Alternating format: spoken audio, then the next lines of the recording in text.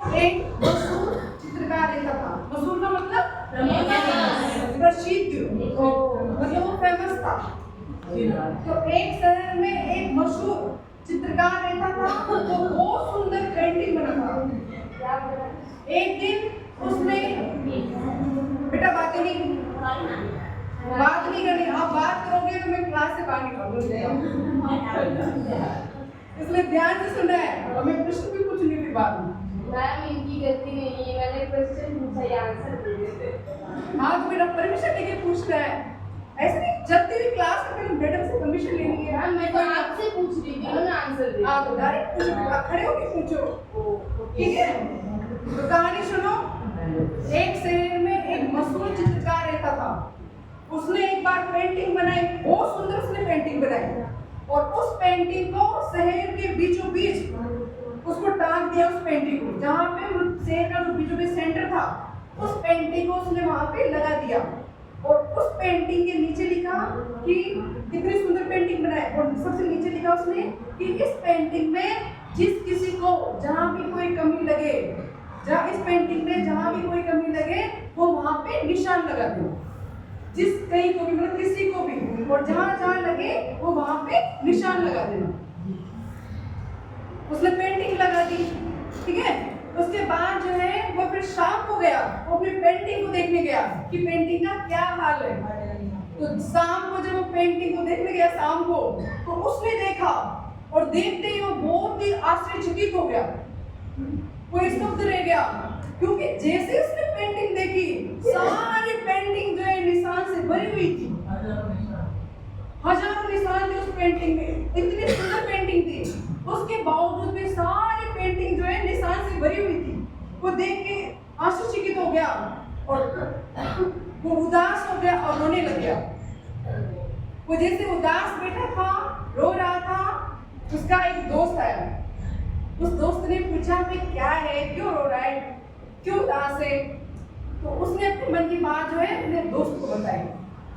फिर उसके दोस्त ने जो है उसको एक सलाह दी कि अब जो है तो फिर दोबारा से पेंटिंग बना, दोबारा से पेंटिंग बना, और इस बार पेंटिंग के नीचे लिखना कि जिसको जहाँ कमी लगे वो उसको सुधार करना है, जिसको जहाँ कमी लगे उसमें सुधार करना है। तो उसने फिर वापस वही किया, उसने एक पेंटिंग बनाई दोबारा, और उस पेंटिंग के नीचे लिखा कि जिसको जहाँ कमी लगे वहां पे सुधार करना है।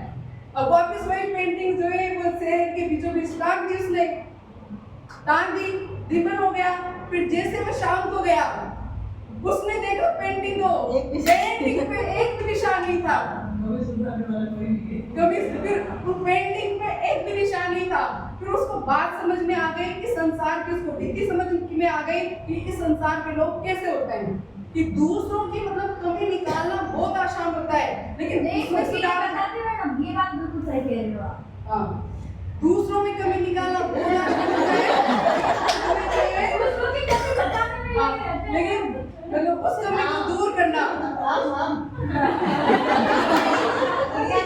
उस कमी को दूर करना बहुत ही कठिन होता है ना। अभी उसने कितना जल्दी, हाँ बड़ा बहुत सही बात, मतलब उसका कहना है कि मैं बेचारी बहुत कमी हूँ, उसकी ऐसी है, वहाँ पे भी उसको क्या लग रहा है मैं बेचारी, तो सभी बच्चों को कहानी अच्छी लगी? Yes ma'am. चलो अब हमारे टॉपिक पे आते हैं ना। हमारा टॉपिक है प्रतिज्ञा। तो बच्चों हम प्रार्थना में प्रतिज्ञा बोलते नहीं बोलते? किसी को याद है प्रतिज्ञा? Yes ma'am. किसको याद है?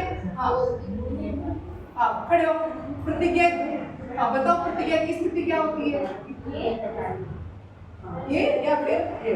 तो ये तो अपनी प्रार्थना में जो विद्यालय में जो प्रतिज्ञा बोलते हैं वो वाली की स्थिति है।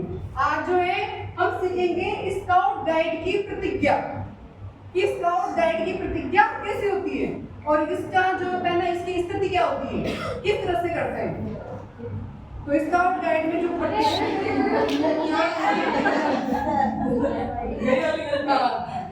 ये तो देखो अपने विद्यालय में ये या फिर यहाँ, ठीक है। आज हम स्काउट गाइड की प्रतिज्ञा बोल रहे हैं, तो सबसे पहले उसकी स्थिति बनाएंगे। तो उसकी स्थिति होती है यहाँ कंधे के, है ना, कंधे की यहाँ रखती है साइड में, ठीक है। अब सब मेरे साथ पहले ये पोजीशन बनाओ। 2 मिनट 3 ही लाइनें बोलनी है बेटा। हाँ, सब ये पोजीशन बनाओ और स्काउट गाइड की प्रतिज्ञा बोलते हैं। हाँ, बेटे मैं मर्यादा पूर्वक प्रतिज्ञा करती हूँ कि मैं यथाशक्ति ईश्वर और अपने देश के प्रति अपने कर्तव्यों का पालन करूंगी, दूसरों की सहायता करूंगी और गाइड नियम का पालन करूंगी। करूंगी। सभी को